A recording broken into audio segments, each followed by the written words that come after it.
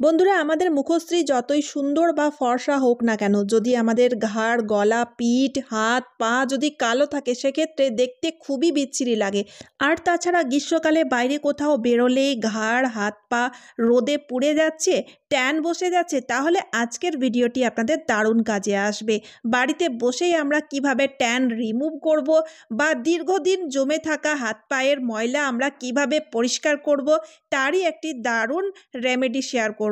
তো চলুন বন্ধুরা, প্রথমেই আপনারা দেখে নিন ঘাড়ের মধ্যে কীরকম নোংরা ময়লা, একদম চিটচিটে ময়লা জমে রয়েছে। আর বিশ্বাস করুন বন্ধুরা, এই চিটচিটে নোংরা ময়লাটা পরিষ্কার করতে গিয়ে আমাদের কিন্তু দম ছুটে যাবে, কিন্তু আজকের রেমেডিতে কোনো পরিশ্রম হবে না, অথচ ময়লাটি খুব সুন্দর মতো পরিষ্কার হয়ে যাবে। তো এই রেমেডিটি তৈরি করার জন্য প্রথমেই আমাদের কিন্তু নিয়ে নিতে হবে একটা কাচের বাটি, তারপর আমাদের নিতে হবে কফি পাউডার। যে কোনো ব্র্যান্ডের কফি নিলেই হবে, প্রত্যেকের বাড়িতেই কিন্তু কফি থেকেই থাকে। যদি না থাকে তাহলে এক পাউচ কফি পাউডার আনবেন, তার মধ্যে থেকে 1 চামচ কফি পাউডার নিয়ে নেবেন। তো বন্ধুরা, কফি স্কিনে জমে থাকা নোংরা ময়লাগুলোকে টেনে বের করে পরিষ্কার করতে খুবই সাহায্যকারী। তারপরে আমাদের নিয়ে নিতে হবে 1 চামচ চিনি। চিনি স্ক্রাবিংয়ের কাজটি খুব ভালো মতো করে থাকবে। যে কোনো ধরনের ডেড সেলকে রিমুভ করতে চিনি খুব সাহায্যকারী। এখানে আপনারা চাইলে চিনিটাকে হালকা একটু গুঁড়ো করেও ইউজ করতে পারেন। তারপরে আমাদের নিতে হবে Colgate white paste. Colgate white পেস্টের মধ্যে ক্লিনিং এজেন্ট খুব ভালো মতো রয়েছে, তাই এখানে কোলগেটও কিন্তু নোংরা পরিষ্কার করতে খুবই সাহায্যকারী হবে। এবার দেখুন বন্ধুরা, তারপরে আমাদের নিয়ে নিতে হবে আর একটা বাটি। এখানে আমি কিন্তু গোলাপ জল নিচ্ছি, রোজ ওয়াটার, আর 3 থেকে 4 চামচ মতো রোজ ওয়াটার নেব। এখানে কিন্তু জলের ইউজ হবে না, জলের পরিবর্তে রোজ ওয়াটারের ইউজ নেব।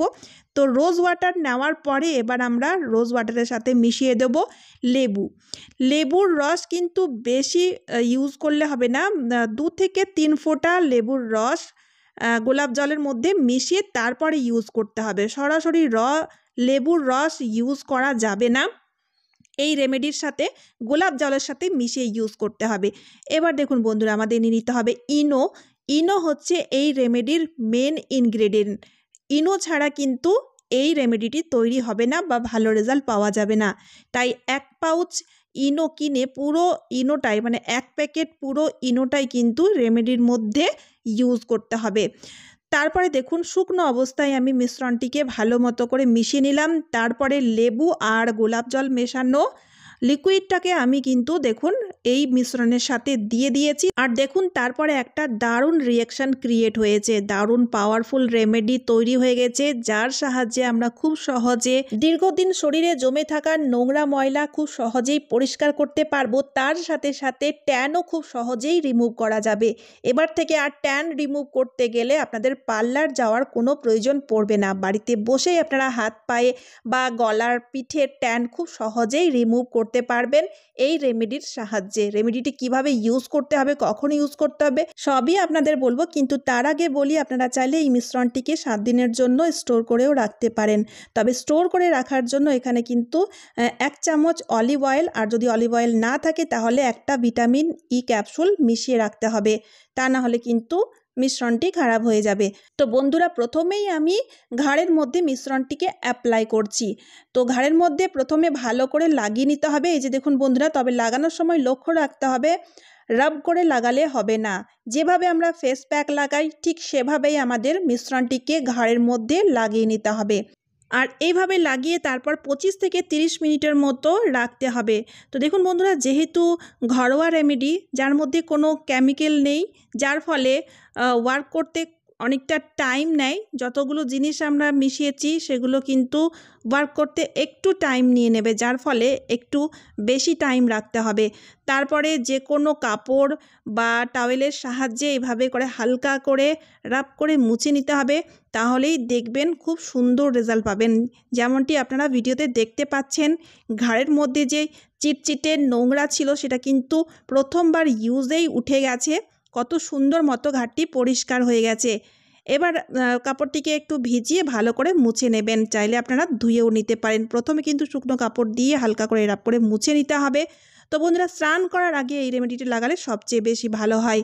তো বন্ধুরা, আপনারা দেখতেই পাচ্ছেন ঘাড়টা কিন্তু কত সুন্দর পরিষ্কার হয়ে গেছে।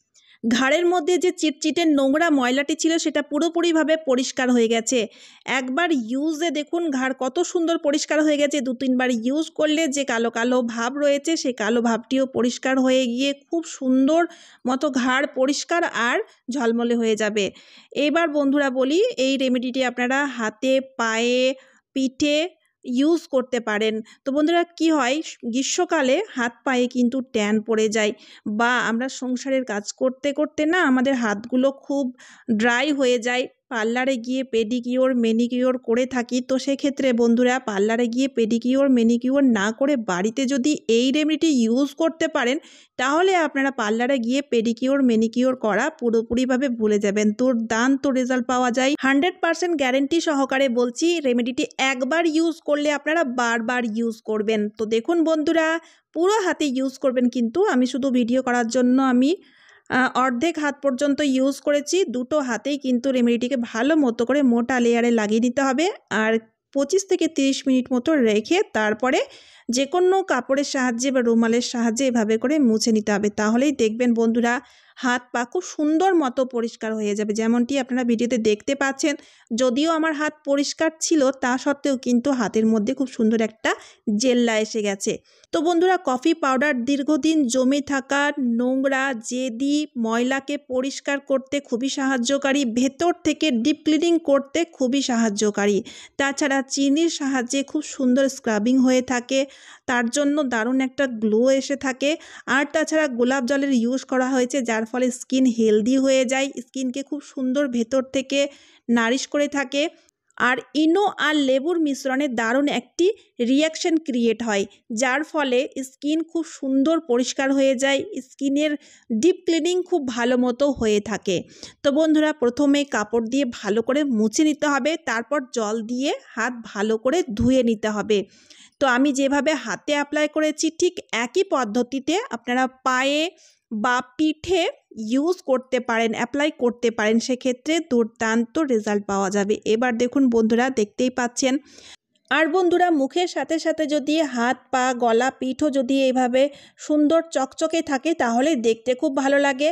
আর পার্লারে গিয়ে কিন্তু টাকা খরচা করে আমাদের পেডিকিওর ম্যানিকিওর করার প্রয়োজন পড়বে না। শুধুমাত্র সপ্তাহে একদিন যদি রেমেডিটি আপনারা ইউজ করতে পারেন, তাহলে আপনাদের হাত সবসময় সুন্দর হয়ে থাকবে, হাতের মধ্যে কোনো ট্যানও থাকবে না, কোনো কালো কালো ছোপ ছোপ দাগও থাকবে না। আর এখন বিয়ের মরশুম, আর বিয়ের মরশুমে তো আমরা খুব ভালো মতো সাজগুজ করে থাকি, তো সেক্ষেত্রে যদি সুন্দর সুন্দর হাতে চুড়ি, আংটি, নেল পালিশ পরে থাকি, তাহলে দেখতেও ভালো লাগে। আশা করছি রেমেডিটি আপনাদের খুবই কাজে দেবে। তো চলুন বন্ধুরা, আজকের মতো এই পর্যন্ত। আশা করি ভিডিওটি ভালো লেগেছে। ভিডিওটি ভালো লাগলে লাইক, শেয়ার, কমেন্ট করতে একদমই ভুলবেন না, আর তারই সাথে চ্যানেলটিকে সাবস্ক্রাইবও করে নিতে হবে। তো চলুন, আবারও দেখা হচ্ছে অন্য কোনো নতুন ভিডিওতে। টাটা বন্ধুরা।